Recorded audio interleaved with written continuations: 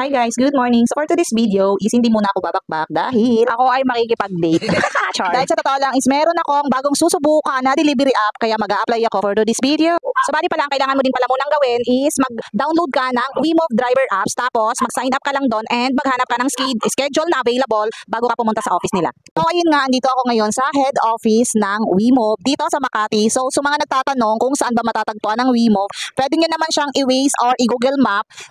Search nyo lang yung WeMove head office tapos lalabas na yon. Bali nasa second floor nga pala yung office nila and pagpasok nyo doon is ganito yung bubungaran nyo. Pagdating nyo doon is bibigyan nyo lang yung ORCR and license nyo dyan kay ma'am na nakaupo. Kaya bago kayo umakyat, kailangan dala nyo na yung ORCR nyo and yung license nyo, and kung hindi nakapangalan sa inyo yung motor, dapat meron kayong authorization letter na pinapagamit sa inyo yung motor na yan. Or deed of sale.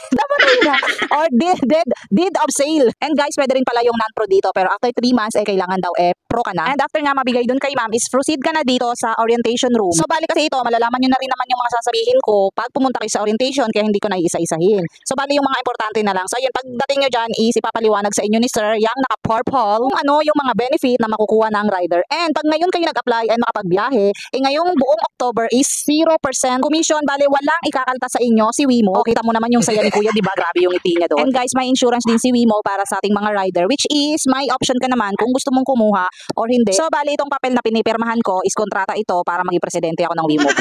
Alidit, dito kayo mag-fill up ng name, address nyo, and kinemi. Basta malalaman nyo dyan kung ano yung mga ilalagay nyo pag nandyan na kayo sa orientation. So after nyan, ayun, tapos na. Diba, ganun lang naman kadali siya. Mga wala pang 30 minutes tapos na kasi yung orientation is madali lang naman siya. And guys, wala kayong babayaran dito kahit piso kasi wala ditong deposit. Maliban na lang kung mag-a-avail kayo ng bag at jacket, yun may bayad yun, hindi po yun free. Pero ang alam ko, pinag-uusapan na rin nila yung pwedeng installment ng jacket at bag. And konting kaalaman din pala sa mga nakapag-apply na tapos sinasabi nila wala pang booking, konti pa lang yung booking. Natural naman po yun kasi bago pa lang po yung apps. And 1 week pa lang talaga sila nag-ooperate. Kumbaga, ginagawan pa nila ng paraan para mas makilala tong delivery apps na to sa mga CS. Kaya trust the process lang tayo. Kaya sa mga gusto dyan, pwede naman na kayong mag-apply habang madami pang available slot. And Filipino daw yung may-ari neto, hindi daw to sister company ni Ori. So, ayun guys, tangkilikin natin yung sariling ate. Kaya wag muna tayong puna ng puna. Subukan muna natin, malay mo naman, diba? Wala namang masamang sumubok guys. And shout out nga pala sa mga nagpapugi ang admin ng WeMove. Ayan sila guys. So, and spread good vibes lang tayo guys. Hindi natin kailangan mag-away-away. Hindi tayo tagapagmana ng kumpanya na pinagtatrabahuhan natin. And kung saan tayo kikita, i-go lang. Yun lang. Bye-bye!